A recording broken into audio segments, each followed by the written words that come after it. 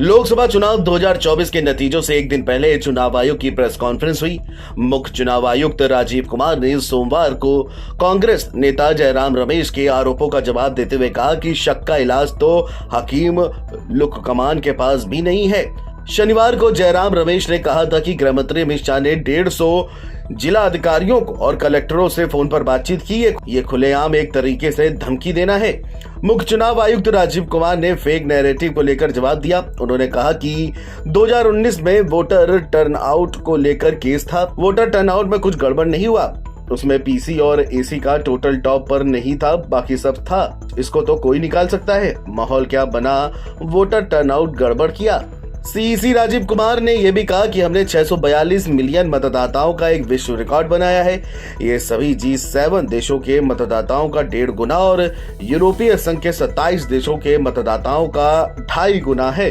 उन्होंने कहा कि चुनाव कर्मियों के सावधानी पूर्वक और सतर्कता पूर्वक किए गए काम की वजह से हमने कम पुनर्मतदान सुनिश्चित किए। हमने 2019 में 540 के मुकाबले 2024 के लोकसभा चुनावों में 39 पुनर्मतदान देखे। इसमें भी 39 में से 25 पुनर्मतदान तो सिर्फ 2 राज्यों में हुए। उन्होंने इस बात पर भी जोर दिया कि ये उन आम चुनावों में से एक है जिसमें हमने हिंसा नहीं देखी। ये हमारी 2 साल की तैयारी का परिणाम है। चुनाव आयुक्त राजीव कुमार ने 4 जून को लोकसभा चुनावों के परिणाम घोषित करने के लिए अपनाई जाने वाली मतगणना प्रक्रिया के बारे में जानकारी देते हुए कहा कि संपूर्ण मतगणना प्रक्रिया पूरी तरह से मजबूत है।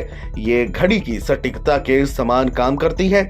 सबसे पहले पोस्टल बैलेट की गिनती शुरू होगी, उसके आधे घंटे बाद ही हम ईवीएम की गिनती शुरू कर देंगे। इसमें कोई संदेह नहीं है। उन्होंने कहा कि अब मैं कल होने वाली मतगणना प्रक्रिया पर विस्तार से आता हूं। मैं पूरी जिम्मेदारी और दृढ़ता के साथ कुछ बातें कहूंगा। राजीव कुमार ने कहा कि मतगणना और अन्य चुनाव प्रक्रिया के लिए एक बहुत मजबूत प्रणाली है। हर भाग तय है। मतगणना प्रक्रिया संहिताबद्ध है। सिस्टम में कोई समस्या नहीं हो सकती। मानवीय त्रुटि किसी से भी हो सकती है, हम उससे निपटेंगे। पूरी मतगणना प्रक्रिया मजबूत है। वहीं मुख्य चुनाव आयुक्त राजीव कुमार ने अपनी कुछ गलतियां भी मानी। चुनाव आयुक्त ने कहा कि इस चुनाव में गर्मी की भी काफी चर्चा हुई।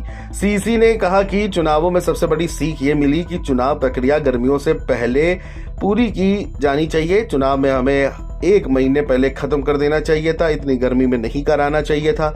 निर्वाचन आयुक्तों को सोशल मीडिया पर कुछ मीम्स में लापता जेंटलमैन नाम दिए जाने के संदर्भ में राजीव कुमार ने कहा कि हम हमेशा यही थे, कभी नदारद नहीं रहे। उन्होंने कहा कि अब मीम्स बनाने वाले ये कह सकते हैं कि लापता जेंटलमैन वापस आ गए हैं।